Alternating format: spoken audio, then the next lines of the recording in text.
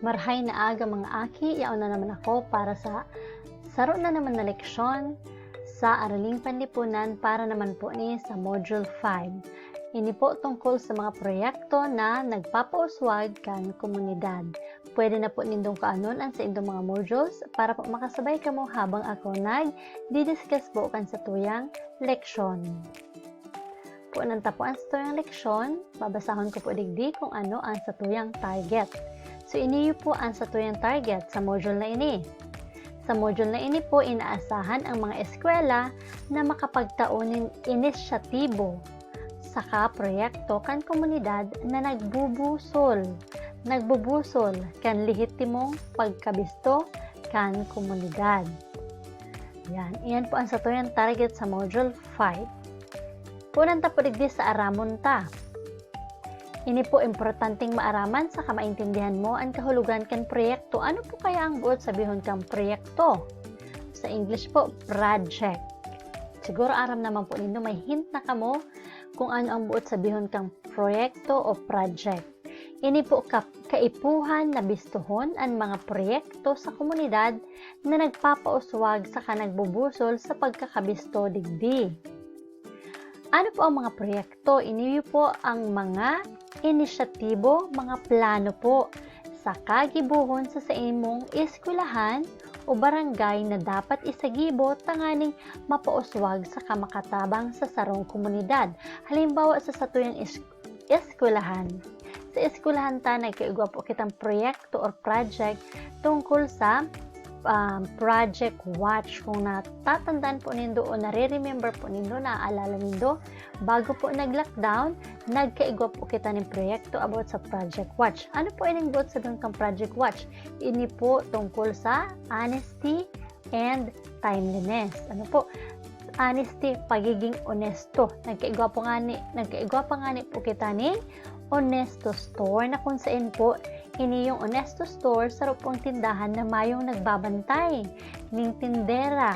So, dapat po maging honest ka kung ika mabakal duman. Halimbawa, ang babakalon mo, 5 pesos. Tapos, ang kwarta mo, 10 pesos. Saro man sana ang babakalon mo. So, isusurat mo po duman sa kantidad kung anong babakalon mo, pera ang kwarta mo, saka pera ang uli mo. Iyan po ang Honesto Store. Nagpapahiling po yan ng pagka-honesto or pagiging honest kan sarong tao. So, iyan po ang sarong proyekto kan sa tuyang eskwelahan. Basahon sa kapag-adalan ang mga halimbawa o retrato kan mga proyekto na nagpapauswag sa komunidad. Ini naman po, itong pigsabi kong Project Watch, saro lang po yan na proyekto sa satuyang eskwelahan. Igdi po ngunyan, maaraman nindo ang iba't ibang mga proyekto na ginigibo po sa satuyang komunidad. So, ini po na po. Bayanihan. So, kung may hiling po nindo digdi, igwarig din sarong-harong na kung saan po binubuhat na nagtatrabangan po.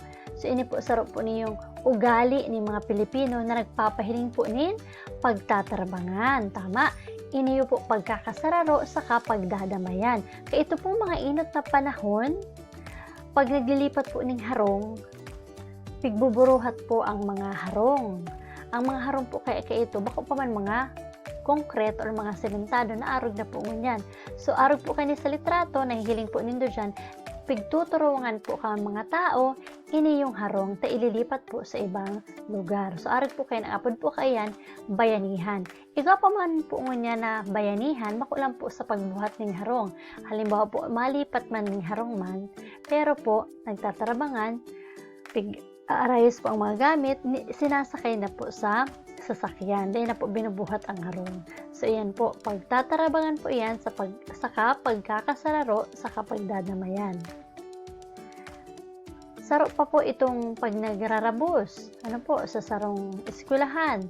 Gabos po nagtatarabang ang mga magurang, mga aki, mga stakeholder kang eskwelahan. Sa tuya man po na komunidad, nagkakaigwaman pong araw kaya nagtatarabangan man po na kung saan sibot-sibot po ang gabos ng mga tao, mga kapitbahay po nindo, nagtatarabangan po na maging malinig ang sa indo o sa tuyang komunidad. Sunod po, earthquake drill. Ini pong earthquake drill, ginigibo taman po ini sa laogan sa tuyang eskwelahan. Kung natatandaan pa po nindo, nagkakaigo po kita ng earthquake drill sa eskwelahan na kung saan hindi po pagpa-practice na po ini takong kung sana daiman po takong magkaigwaman po ning lindol aram ta na po ang sa tuyang gigibuhon kung masain na kita kung anong mga dapatang gibuhon bilang sarong tao. Di kita mapanik, hanang pigleson ta na po yan duman sa inot kung module o sa inot ang leksyon na ano ang gigibuhon para maging ligtas ka kung igwang mga kalamidad. Saro po ini sa mga kalamidad ang earthquake drill. Sarong pag-ensayo o pag-practice para maging handa sa pagkakaigwa ng linog o lindol. So, iyan po ang ginigiribo ta sa eskwelahan. Okay, sunod po ini tapat ko, linis ko. Ini yung pong sarang proyekto na ini nagpapahiling ng pagiging responsable sa kamarhay na halimbawa sa gabos. Yan. Sunod pong proyekto, ini yung solid waste management. Ini po pagpapractice na naman po ninyo sa laog ng classroom ta, sa harong. Pwede ta po ini i-practice na kung saan po igwa kitang mga basurahan na kung saan yan po dyan ang non-biodegradable, biodegradable, and yan po dyan sa recycle. Kaya pagsusurway-suway ta po kaya po hantang isurway-suway ang mga basura po. Yan po dyan ang plastic, ang bote, yan po din po dyan ang papel. Tapos ito po mga nabubulok, So, yan po ang solid waste management, paagi kan tamang pag-apon ng mga basura sa basurahan. Sunod po ining clean and green. Ano pong buot sabihin kang clean and green? Kung may hiling po nindidig sa litrato o sa picture po, color green po na may ning kahoy. So, ini po sarong programa na nagpapahiling ng pangangataman sa satuyang kapalibutan. Yan. Sunod naman po ining tree planting. O ini po ginigibot po ini sa eskwelahan din o sa mga barangay ta, sa komunidad ta. Sa eskwelahan po ginigibo po iniyo sa pag-Boy Scout po, di ba? Nagbo-Boy Scout and then Girl Scout. So may mga project po ang Boy Scout and Girl Scout, saro na po digdaan tree planting na kung saan po nagtataranom ng mga punong kahoy o araw po kaning nasa litrato, minsan po nagdudruman po ang mga estudyante saka mga extra sa digdi po sa Panikwason sa may Mount Isaro po. Sa baba po kaya duman po nagtataranom. Yan ang buot sabihin po kan tree planting, iribahang nagtatrabangan sa pagtanom ng mga puonin kahoy. Sunod po, clean up drive. O binanggit ko na po ini kasubago ito pag rabos. Nagre-relinig po. Iribanang nagre-relinig kan sa sarong lugar. So yan po, mahiling po nindo dyan sa litrato. Another program po or project is ini yung feeding program. Ini pong feeding program, ginigibuman po ini sa eskwelahan ta. So, ini pong mga feeding program, ini po ang programa na kung saan libreng pinapakakan po ang mga eskwela na kulang po sa timbang, asin nagsasapo ng malnutrisyon. So, nagkakaigo po kita kayan sa eskwelahan. Sunod naman po yung basketball league sa mga barangay po. Pwede din po sa eskwelahan pag may mga palaro.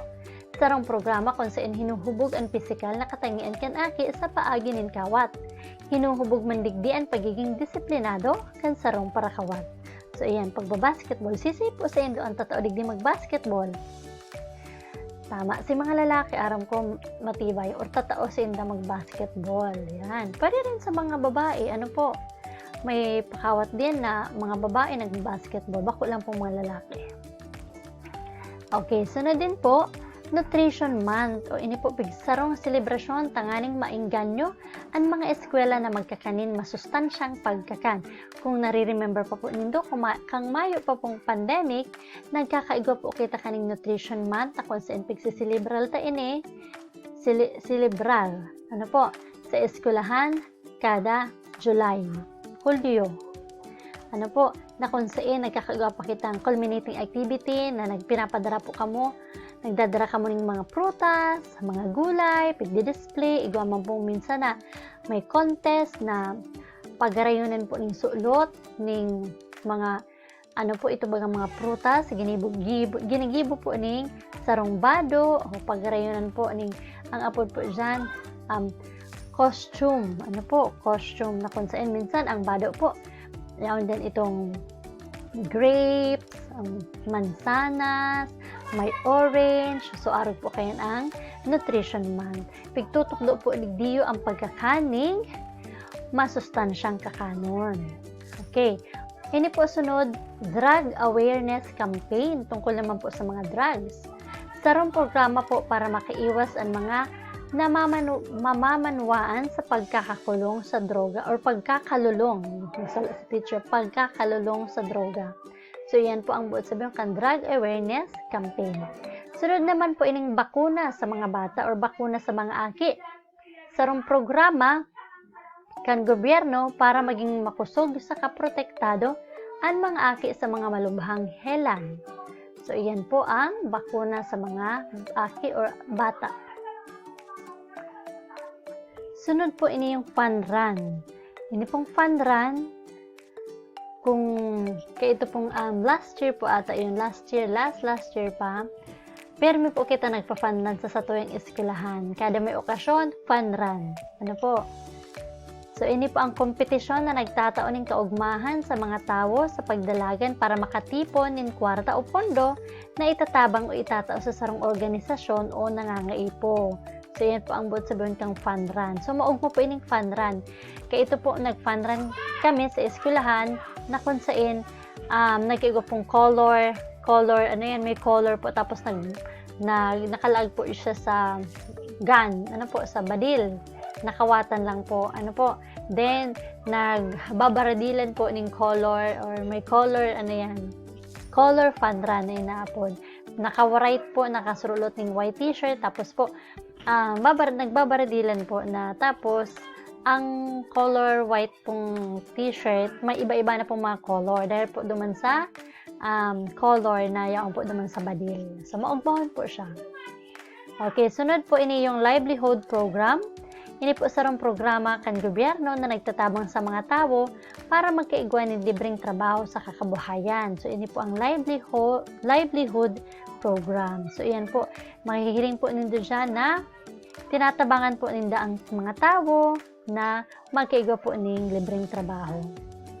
Okay, yung po kamurig din sisimbagan sa ibaba tungkol po sa mga, ini pong diniscuss ko tungkol sa mga proyekto po sa satuyang komunidad. So, ika po kamo dyan 5 sisimbagan po. Okay. Sa gibuhan 1 po, ang gigibuhon ini po, pagtambalin ang retrato sa hanay A sa pangaran na nasa hanay B. So, ika po digdi yung mga, yung po digdi sa mga litrato na pig-discuss ko po kasabago. Sa gilid, digdi naman po sa hanay B, ini po si mga pangaran, ilalaag na lang po nindo digdiyo, isurat na lang po digdiyo ang pala ng ano. So, i-connect na lang po. Pwede pong isurat digdan letra, pwede man pong i-connect po gamit ang linya.